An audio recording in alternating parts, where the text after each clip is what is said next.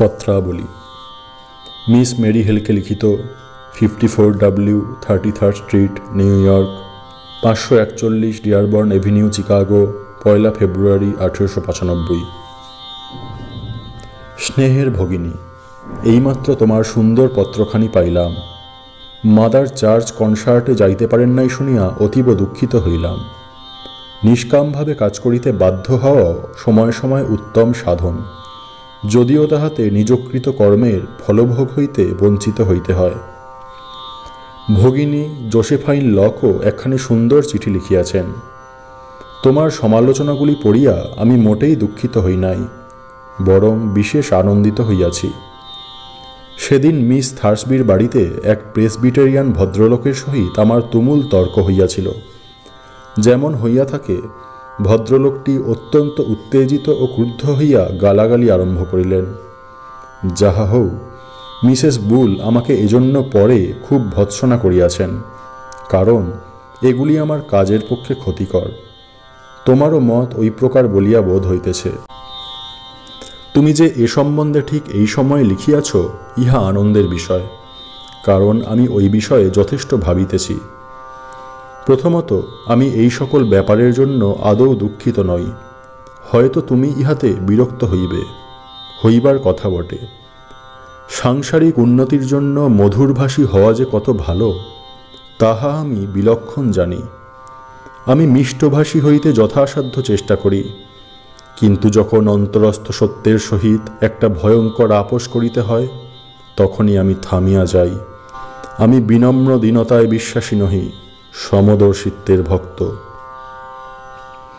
সাধারণ মানবের কর্তব্য তাহার ঈশ্বর, সমাজের সকল আদেশ পালন করা, কিন্তু জ্যোতির্তনয়গণ কখনো সেরূপ করেন না। ইহা একটি চিরন্তন নিয়ম। একজন নিজেকে পারিপার্শ্বিক অবস্থা ও সামাজিক মতামতের সহিত খাপ খাওয়াইয়া সর্বকল্যাণপ্রদ সমাজের নিকট হইতে সর্ববিধ সুখসম্পদ পায়। অপর ব্যক্তি একাকী থাকিয়া সমাজকে তাহার দিকে টানিয়া লন। সমাজের সঙ্গে যে নিজেকে খাপ খাওয়াইয়া চলে, তাহার পথ কুসুমাস্তীর্ণ, আর যে তাহা করে না, তাহার পথ কণ্টকাকীর্ণ। কিন্তু লোকমতের উপাসকেরা পলকেই বিনাশপ্রাপ্ত হয়, আর সত্যের তনয়গণ চিরজীবী। আমি সত্যকে একটা অনন্ত শক্তিসম্পন্ন জারক পদার্থের সহিত তুলনা করি। উহা যেখানে পড়ে সেখানেই ক্ষয় করিতে করিতে নিজের পথ করিয়া লয়। নরম জিনিসে শীঘ্র, শক্ত গ্রানাইট পাথরে বিলম্বে, কিন্তু পথ করিয়া লইবেই। ইয়াল্লিখিতাম তাল্লিখিতাম। ভগিনী, আমি যে প্রত্যেকটি ঘোর মিথ্যার সহিত মিষ্ট বাক্যে আপোষ করিতে পারি না, সেজন্য আমি অত্যন্ত দুঃখিত। কিন্তু আমি তাহা পারি না। সারা জীবন এজন্য ভুগিয়াছি, তবু তাহা করিতে পারি না। আমি বারবার চেষ্টা করিয়াছি, কিন্তু পারি নাই। ঈশ্বর মহিমময়, তিনি আমাকে মিথ্যাচারী হইতে দিবেন না। অবশেষে উহা ছাড়িয়া দিয়াছি। এক্ষণে যাহা ভিতরে আছে তাহাই ফুটিয়া উঠুক। আমি এমন কোনো পথ পাই নাই যাহা সকলকে খুশি করিবে। সুতরাং আমি স্বরূপত যাহা, তাহাই আমাকে থাকিতে হইবে। আমায় নিজ অন্তরাত্মার নিকট খাঁটি থাকিতে হইবে। যৌবন ও সৌন্দর্য নশ্বর, জীবন ও ধনসম্পত্তি নশ্বর, নাম যশ নশ্বর, এমনকি পর্বত চূর্ণ বিচূর্ণ হইয়া ধূলিকণায় পরিণত হয়। বন্ধুত্ব ও প্রেম ক্ষণস্থায়ী, একমাত্র সত্যই চিরস্থায়ী। হে সত্যরূপী ঈশ্বর, তুমিই আমার একমাত্র পথপ্রদর্শক হও। আমার যথেষ্ট বয়স হইয়াছে, এখন আর মিষ্ট মধু হওয়া চলে না। আমি যেমন আছি যেন তেমনই থাকি। হে সন্ন্যাসী, তুমি নির্ভয়ে দোকানদারি ত্যাগ করিয়া, শত্রু মিত্র কাহাকেও গ্রাহ্য না করিয়া সত্যে দৃঢ়প্রতিষ্ঠ থাকো। এই মুহূর্ত হইতে আমি ইহামূত্র ফলবিরাগী হইলাম। ইহলোক এবং পরলোকের যাবতীয় অসার ভোগ নিচয়কে পরিত্যাগ করো। হে সত্য, একমাত্র তুমিই আমার পথপ্রদর্শক হও। আমার ধনের কামনা নাই, নাম যশের কামনা নাই, ভোগের কামনা নাই। ভগিনী, এ সকল আমার নিকট অতি তুচ্ছ। আমি আমার ভাতৃগণকে সাহায্য করিতে চাহিয়াছিলাম, কিরূপে সহজে অর্থ উপার্জন হয় সে কৌশল আমার জানা নাই। ঈশ্বরকে ধন্যবাদ। আমার হৃদয়স্থিত সত্যের বাণী না শুনিয়া আমি কেন বাহিরের লোকেদের খেয়াল অনুসারে চলিতে যাইব? ভগিনী, আমার মন এখনো দুর্বল। বাহ্য জগতের সাহায্য আসিলে সময়ে সময়ে অভ্যাসবশত উহা আঁকড়াইয়া ধরি, কিন্তু আমি ভীত নহি। ভয় সর্বাপেক্ষা গুরুতর পাপ, ইহাই আমার ধর্মের শিক্ষা। প্রেসবিটারিয়ান যাজক মহাশয়ের সহিত আমার যে শেষ বাগযুদ্ধ এবং তৎপরে মিসেস বুলের সহিত যে দীর্ঘ তর্ক হয়, তাহা হইতে আমি স্পষ্ট বুঝিয়াছি মনু কেন সন্ন্যাসীগণকে উপদেশ দিয়াছেন একাকী থাকিবে, একাকী বিচরণ করিবে। বন্ধুত্ব বা ভালোবাসা মাত্রই সীমাবদ্ধতা। বন্ধুত্বে, বিশেষত মেয়েদের বন্ধুত্বে চিরকালই দেহি দেহি ভাব। হে মহাপুরুষগণ, তোমরাই ঠিক বলিয়াছ। যাহাকে কোনো ব্যক্তিবিশেষের উপর নির্ভর করিতে হয়, সে সত্যস্বরূপ ঈশ্বরের সেবা করিতে পারে না। হৃদয়, শান্ত হও, নিঃসঙ্গ হও, তাহা হইলেই অনুভব করিবে প্রভু তোমার সঙ্গে সঙ্গে আছেন। জীবন কিছুই নহে, মৃত্যুও ভ্রমমাত্র। এইসব কিছুই নয়, একমাত্র ঈশ্বরই আছেন। হৃদয়, ভয় পাইও না, নিঃসঙ্গ হও। ভগিনী, পথ দীর্ঘ, সময় অল্প, সন্ধ্যাও ঘনাইয়া আসিতেছে। আমাকে শীঘ্র ঘরে ফিরিতে হইবে। আদব কায়দার শিক্ষা সম্পূর্ণ করিবার সময় আমার নাই। আমি যে বার্তা বহন করিয়া আনিয়াছি তাহাই বলিয়া উঠিতে পারিতেছি না। তুমি সৎস্বভাবা, পরম দয়াবতী। আমি তোমাদের জন্য সব করিব, কিন্তু রাগ করিও না। আমি তোমাদের সকলকে শিশুর মতো দেখি। আর স্বপ্ন দেখিও না হৃদয়, আর স্বপ্ন দেখিও না। এক কথায় জগৎকে আমার নূতন কিছু দিবার আছে। মানুষের মন জোগানোর সময় আমার নাই। উহা করিতে গেলেই আমি ভণ্ড হইয়া পড়িব।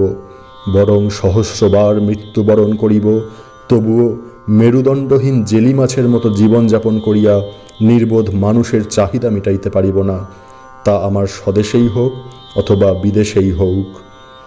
তুমিও যদি মিসেস বুলের মতো ভাবিয়া থাকো আমার কোনো বিশেষ কার্য আছে, তাহা হইলে ভুল বুঝিয়াছ, সম্পূর্ণ ভুল বুঝিয়াছ। এ জগতে বা অন্য কোনো জগতে আমার কোনোই কার্য নাই। আমার কিছু বলিবার আছে, উহা আমি নিজের ভাবে বলিব।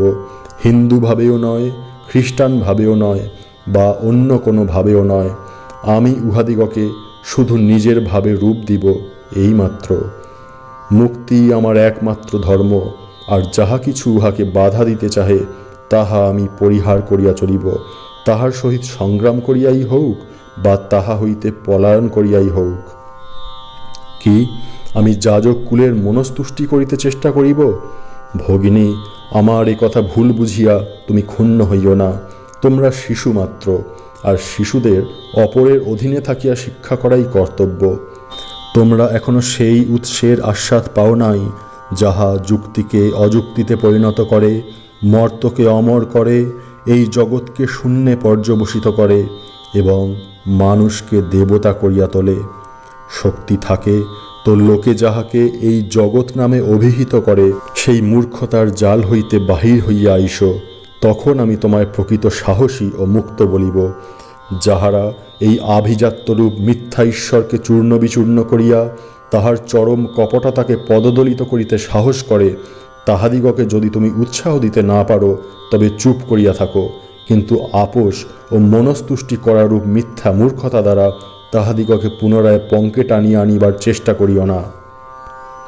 আমি এই জগৎকে ঘৃণা করি, এই স্বপ্নকে, এই উৎকট দুঃস্বপ্নকে, তাহার গির্জা ও প্রবঞ্চনাসমূহকে, তাহার শাস্ত্র ও বদমাশিগুলিকে, তাহার সুন্দর মুখ ও কপট হৃদয়কে, তাহার ধর্মধ্বজিতার আস্ফালন ও অন্তঃসার শূন্যতাকে, সর্বোপরি ধর্মের নামে তাহার দোকানদারিকে আমি ঘৃণা করি। কি সংসারের কৃতদাসেরা কি বলিতেছে তাহা দ্বারা আমার হৃদয়ের বিচার করিবে? ছি ভগিনী, তুমি সন্ন্যাসীকে চেনো না। বেদ বলেন সন্ন্যাসী বেদ শীর্ষ, কারণ তিনি গির্জা, ধর্মমত, ঋষি, শাস্ত্র প্রভৃতি ব্যাপারের ধার ধারেন না। মিশনারি হোক বা অপর কেহই হোক, তাহারা যথাসাধ্য চিৎকার ও আক্রমণ করুক, আমি তাহাদিগকে গ্রাহ্য করি না। ভর্তৃহরির ভাষায় ইনি কি চণ্ডাল অথবা ব্রাহ্মণ অথবা শূদ্র অথবা তপস্বী অথবা তত্ত্ববিচারে পণ্ডিত কোনো যোগীশ্বর, এইরূপে নানা জনে নানা আলোচনা করিতে থাকিলেও যোগীগণ রুষ্ট হন না, তুষ্ট হন না, তাহারা আপন মনে চলিয়া যান। তুলসীদাসও বলিয়াছেন, হাতি চালে বাজার মে কুত্তা ভোঁকে হাজার, সাধুও কা দুর্ভাব নাহি জব নিন্দে সংসার। যখন হাতি বাজারের মধ্য দিয়া চলিয়া যায় তখন হাজার কুকুর পিছু পিছু চিৎকার করিতে আরম্ভ করে, কিন্তু হাতি ফিরিয়াও চাহে না। সেরূপ যখন সংসারী লোকেরা নিন্দা করিতে থাকে তখন সাধুগণ তাহাতে বিচলিত হন না। আমি ল্যান্ডসবার্গের বাটিতে অবস্থান করিতেছি। ইনি সাহসী ও মহৎ ব্যক্তি, প্রভু তাহাকে আশীর্বাদ করুন। কখনো কখনো আমি গার্নসিদের ওখানে শয়ন করিতে যাই। ঈশ্বর তোমাদের সকলকে চিরকালের জন্য কৃপা করুন। তিনি তোমাদিগকে শীঘ্র এই জগৎ নামক বিরাট ধাপ্পাবাজি হইতে উদ্ধার করুন। তোমরা যেন কদাপি এই জগৎরূপ জরাজীর্ণ ডাইনির কুহাকে না পড়ো। শঙ্কর তোমাদিগের সহায় হউন। উমা তোমাদিগের সম্মুখে সত্যের দ্বার উদ্ঘাটিত করিয়া দিন এবং তোমাদের সকল মোহ অপসারিত করুন। স্নেহাশীর্বাদ সহ তোমাদের বিবেকানন্দ।